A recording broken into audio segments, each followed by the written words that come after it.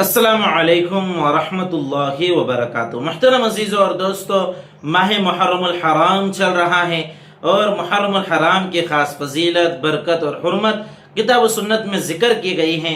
इस महीने के अंदर इबादतों का सवाब भी बढ़ा दिया जाता है।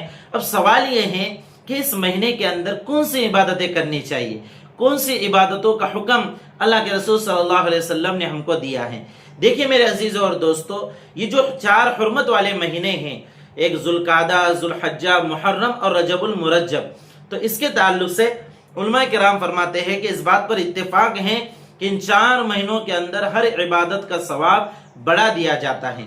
और ख़ास तौर से यहाँ पर यह बात भी याद रखनी चाहिए कि जहाँ पर इबादतों का सवाब बढ़ा दिया जाता है, वहीं पर गुनाहों का वबाल भी इन महीनों के अंदर ज़्यादा होता है दीगर महीनों के मुकाबले में, इसलिए कि ये हुर्मत वाले महीने हैं। अगर कोई इन महीनों की बेहुरमती करता है तो फिर उसका वबाल भी ज़्यादा होगा। मेरे अजीज़ों और दोस्तों, देखिए इन महीनों के अंदर अल्लाह के रसूल सल्लल्लाहु अलैहि वसल्लम ने खास तौर से माह मुहर्रमुल हराम के अंदर रोज़ों के रखने का हुक्म दिया है। चुनांचे अल्लाह के रसूल सल्लल्लाहु अलैहि वसल्लम का इरशाद है, अफज़लुस सियामी बाद शहर रमज़ान सियाम शहरिल्लाहिल मुहर्रम, के अफजल रोज़े माह रमज़ान के रोज़ों के बाद अल्लाह के महीने माह मुहर्रमुल हराम के रोज़े हैं।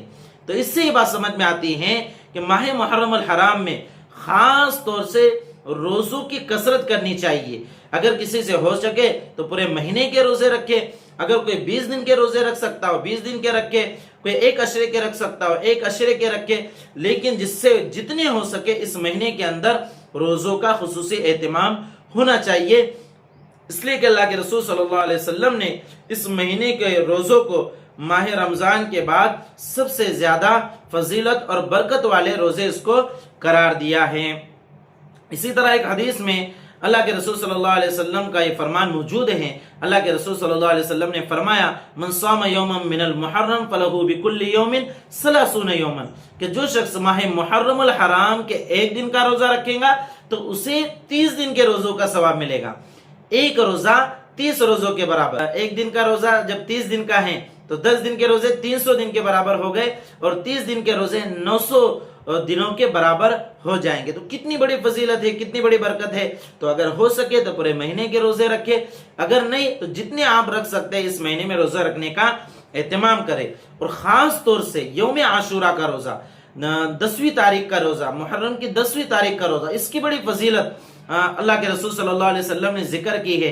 चुनांचे हदीस शरीफ में आया, सियाम यौम आशूरा अहतसिबु अलल्लाहि अन युकफ्फिर अस्सनत अल्लती क़ब्लहु, के यौम आशूरा का रोज़ा, यानी जो इस यौम आशूरा का रोज़ा रखे तो मुझे अल्लाह की ज़ात से उम्मीद है कि अल्लाह रब्बुल इज़्ज़त उसके 1 साल पहले के गुनाहों को माफ़ फरमा देगा, यानी गुनाहे सगीरा को। और गुनाहे कबीरा के लिए तौबा ज़रूरी है, तो रोज़ा रख ले आदमी और इफ्तार से पहले अल्लाह से दुआ भी कर ले, और रोज़ेदार की दुआ ये रद्द नहीं होती, तो इंशाअल्लाह गुनाहे कबीरा भी माफ़ हो जाएंगे।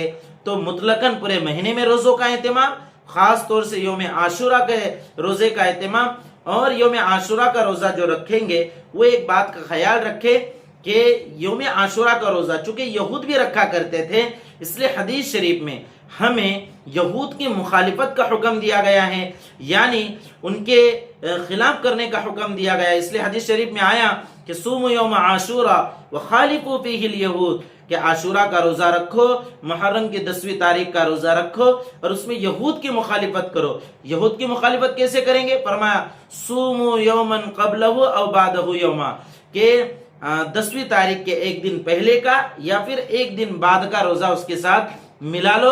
इसलिए कि यहूद सिर्फ 10वीं तारीख का रोज़ा रखते हैं और अहले ईमान 10वीं तारीख के साथ 9वीं तारीख का भी और 10वीं तारीख के साथ 11वीं तारीख का भी रोज़ा रखते हैं। तो ये अल्लाह के रसूल सल्लल्लाहु अलैहि वसल्लम ने हमें हुक्म दिया है। तो ये इबादत है इस महीने की।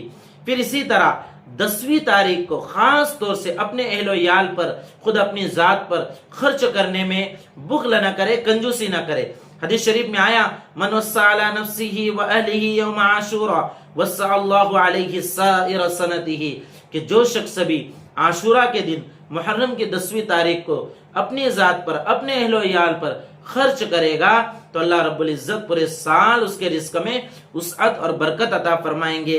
तो ये चीज़ भी करने की है। تو میرے عزیز اور دوستو دیکھیے یہ عبادتیں خاص طور سے اللہ کے رسول صلی اللہ علیہ وسلم نے ذکر فرمائی. اس کے علاوہ چونکہ یہ حرمت والے مہینوں میں سے ہیں، ان 4 مہینوں میں سے ایک ہے جن کو اشہر حرم کہا جاتا ہے، اور حرمت والے مہینوں میں ہر عبادت کا ثواب بڑھا دیا جاتا ہے. اس لیے ان مہینوں میں نفلی نمازیں پڑھے، قرآن پاک کی تلاوت کرے، صدقہ خیرات کرے، اور اسی طرح اپنے بھائیوں کے ساتھ خیر و بھلائی اور ان کی مدد اور تعاون کا کام کرے. یعنی جتنے بھی نیک کام آپ کر سکتے ہیں اس مہینے میں آپ نیک کام کرنے کی کوشش کرے. تو یہ اللہ کے رسول صلی اللہ علیہ وسلم کی تعلیمات ہے اس مہینے کے تعلق سے.